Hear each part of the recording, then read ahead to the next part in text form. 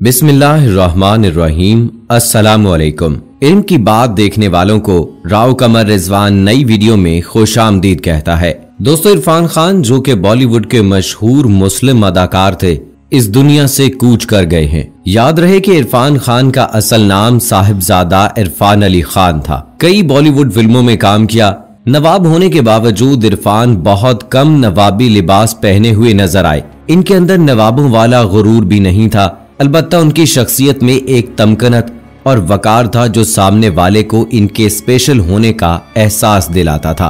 वो नहीं चाहते थे कि लोग उन्हें इनके पसे मंजर की वजह से पहचाने, इसीलिए उन्होंने अपने नाम के साथ साहिबजादा का खानदानी लकब हटा दिया था। दोस्तों, आज की वीडियो में हम आपको इरफान खान की जिंदगी के बारे में बताने के साथ साथ ये भी बताएंगे कि उनकी अचानक मौत कैसे वाक़ हुई, उनके आखिरी अल्फाज क्या थे, इस दुनिया से जाते वक्त उनके साथ ऐसा क्या मामला पेश आया जिसने दुनिया वालों को चौंका कर रख दिया। इस बारे में मुकम्मल जानने के लिए हमारी आज की वीडियो को आखिर तक जरूर देखिएगा।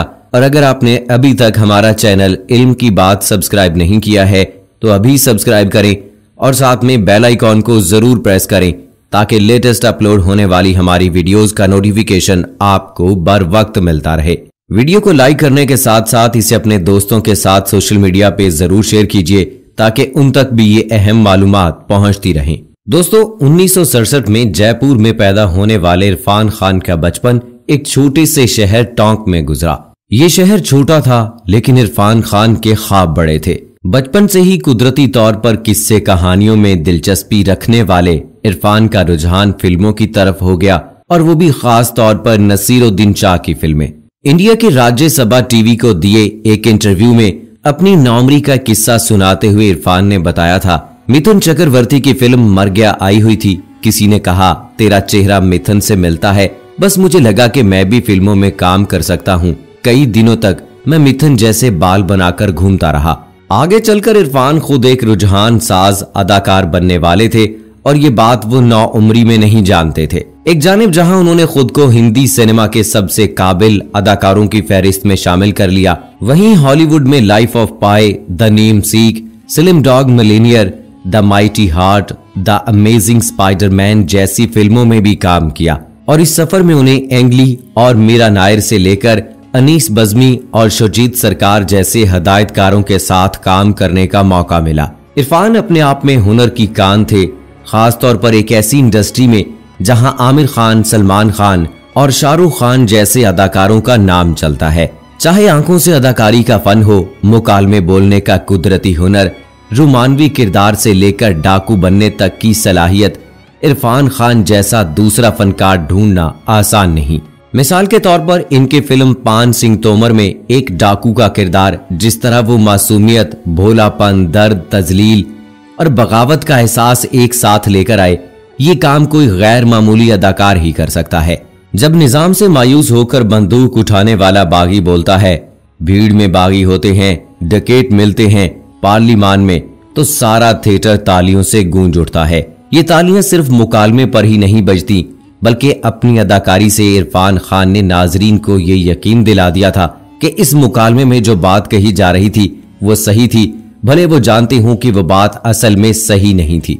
2012 में आने वाली इसी फिल्म के लिए इरफान खान को नेशनल अवार्ड मिला था। कहने का मतलब ये कि इरफान खान की खासियत यही थी कि वो जिस किरदार में पर्दे पर नजर आए, थिएटर में बैठे लोगों को लगता था कि इनसे बेहतर तो ये किरदार कोई और कर ही नहीं सकता था। इस इंडस्ट्री में जहां टाइप कास्ट हो जाना बहुत आम बात है, इरफान इन तमाम रिवायात को तोड़ते चले गए। लेकिन इरफान की कामयाबी के पीछे बरसों की गुमनामी, जिद्दोजहद और टेलीविजन का मुश्किल सफर भी शामिल था। कई दीगर अदाकारों की तरह इंडिया के नेशनल स्कूल ऑफ ड्रामा में तालीम हासिल करने के बाद इरफान खान ने मुंबई का रुख किया, लेकिन वहां फिल्मों में छोटे मोटे किरदार के अलावा उन्हें कुछ नहीं मिला। एक डॉक्टर की मौत और कमला की मौत में वो पंकज कपूर के साथ छोटे से किरदार में थे। कुछ लोगों को याद होगा कि वो टेलीविजन पर कहकशां, लाल घास पर नीले घोड़े, भारत एक खोज, बनेगी अपनी बात जैसे ड्रामों में नजर आए थे। लोगों ने उन्हें टीवी पर नोटिस किया तो चंद्रकांता में बद्रीनाथ के किरदार में। शायद ये कहना गलत नहीं होगा कि इनको हुनर को अंग्रेजी फिल्म साज आसिफ कापड़िया ने पहचाना। दोस्तों ऐसा नहीं है कि इरफान खान ने अपने कैरियर में ऐसी फिल्में नहीं की जिन्हें खराब फिल्में कहा जा सकता है। लंदन में एक बार अपने इंटरव्यू में उन्होंने कहा था कि जब तक इंसान सही और गलत के तजर्बे से गुजरेगा नहीं तो समझेगा कैसे। स्लम डॉग मिलेनियर में उनका किरदार बहुत बड़ा नहीं था, लेकिन उन्होंने बताया था कि कभी कभी कोई किरदार आप इसलिए करते हैं कि ये आपको बहुत कुछ सिखा कर जाने वाला है। बैनुल-अक़वामी सतह पर इरफान मामूली अहमियत नहीं रखते थे। असीम छाबड़ा की किताब Irfan Khan the man, the dreamer, the star में जिक्र है कि जब 2010 में इरफान खान न्यूयॉर्क में एक रेस्टोरेंट में थे तो सामने वाली मेज पर उन्होंने हॉलीवुड अदाकार मार्क रेफलो को देखा। इरफान एक मद्दाह की तरह उनसे मिलना चाहते थे, लेकिन तकल्लुफ कर रहे थे क्योंकि वो बड़ा नाम थे। इतनी देर में मार्क खुद उठकर उनके पास आए और बोले, आपका काम देखा स्लम डॉग में, आपने बहुत उम्दा काम किया है। ये अजीब इत्तफाक की बात है कि जब Irfan national school of drama में अपनी तालीम मुकम्मल कर रहे थे तभी उन्हें अपनी पहली बैनुल-अक़वामी फिल्म मिल गई थी। मीरा नायर ने उन्हें इस्लाम बॉम्बे में एक बड़े किरदार के लिए चुना था। वो बम्बई आकर वर्कशॉप में शामिल हुए और 2 रोज बाद उनसे कहा गया कि वो फिल्म का हिस्सा नहीं है। उस इंटरव्यू में उन्होंने बताया कि उस रात वो रात भर रोते रहे थे।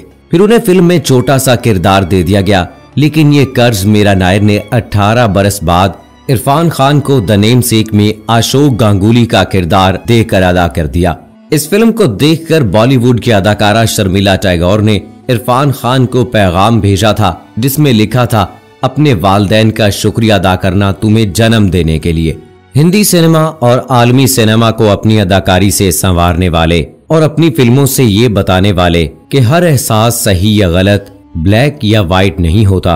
अपने चाहने वालों को हंसाने और रुलाने वाले इरफान खान गुज़श्ता दिनों अपने चाहने वालों को दागे मुफारकत दे गए, लेकिन अपनी यादें अपने चाहने वालों के लिए छोड़ कर गए हैं। 2004 में इरफान को फिल्म हासिल के लिए film fair best villain award भी दिया जा चुका है। 2007 में इरफान ने एक हिट फिल्म मेट्रो के लिए film fair best supporting actor का अवार्ड भी हासिल किया। इसके अलावा इसी दौरान में फिल्म द नेमसेक भी इरफान की वजह शोहरत बनी। इन फिल्मों के जरिए इंटरनेशनल फिल्मों के लिए इरफान खान का रास्ता हमवार हुआ और उन्हें हॉलीवुड की फिल्म अ माइटी हार्ट और एक अमेरिकी कॉमेडी ड्रामे दार्जिलिंग लिमिटेड में काम करने का मौका मिला। बॉलीवुड में अपनी जगह मजबूत करने के बावजूद इरफान खान ने टीवी से नाता नहीं तोड़ा।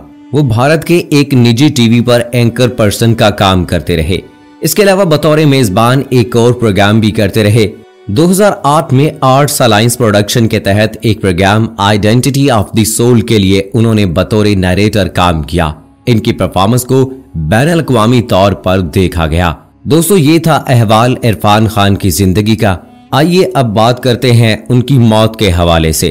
कहते हैं कि इरफान खान को 2 साल पहले न्यूरो एंडोक्राइन ट्यूमर की तशखीस हुई थी। इरफान खान इलाज की गर्ज से बैरून मुल्क गए थे और सेहतयाब भी हो गए थे। तहम मौत से पहले उन्हें कोलोन यानी बड़ी आंत में इन्फेक्शन के बायस अस्पताल में दाखिल किया था, जहां वो जांबर न हो सके थे। इरफान खान की मौत की वजह कोलोन इन्फेक्शन ही करार दी जा रही है। इरफान की मौत से महज 4 रोज पहले इनकी वालदा सईदा बेगम का भारतीय शहर जयपुर में इंतकाल हुआ था, लेकिन मुल्क भर में जारी लॉकडाउन के बायस इरफान खान अपनी वालदा के जनाजे में शिरकत न कर सके थे, लेकिन वीडियो कॉन्फ्रेंस के जरिए उन्होंने अपनी वालदा की आखिरी रसूमात में जरूर शिरकत की थी। मां के जनाजे में शिरकत न करने का दुख इतना बड़ा था कि इरफान खान अपनी आखिरी वक्त में भी अपनी वालदा को ही याद करते रहे थे। इरफान खान ने मुंबई के कोकिला बैन अस्पताल में आखिरी सांसें ली और मरने से पहले अपनी अहलिया सतापा सकदार से कहा, देखो अम्मा आई हैं, वो मेरे बराबर में बैठी हैं, अम्मा मुझे लेने आई हैं। मरने से पहले इरफान खान के ये आखिरी अल्फाज थे। इरफान खान के इन अल्फाज में मौजूद दर्द से वाज़ेह है कि उन्हें अपनी वालदा के जनाजे में शिरकत ना करने का बेहद दुख था और वो अपनी वालदा से बेहद मोहब्बत करते थे। तो दोस्तों उम्मीद करते हैं कि हमारी आज की वीडियो आपको पसंद आई होगी। इसको अपने दोस्तों के साथ सोशल मीडिया पे जरूर शेयर करें ताकि उन तक भी ये अहम मालूमात पहुंचती रहें। इसके अलावा अपने राय के इजहार के लिए कमेंट बॉक्स में हमें जरूर लिखिएगा। दोस्तों आखिर में मैं आपसे एक सवाल पूछना चाहूंगा कि आपको इरफान खान की कौन सी फिल्म पसंद थी, उसका नाम कमेंट बॉक्स में जरूर लिखिएगा। सो दोस्तों ये थी हमारी आज की वीडियो। इसी के साथ मुझे अगली वीडियो तक इजाजत दीजिएगा। जिंदगी ने वफा की तो इंशाअल्लाह फिर आपसे मुलाकात होगी।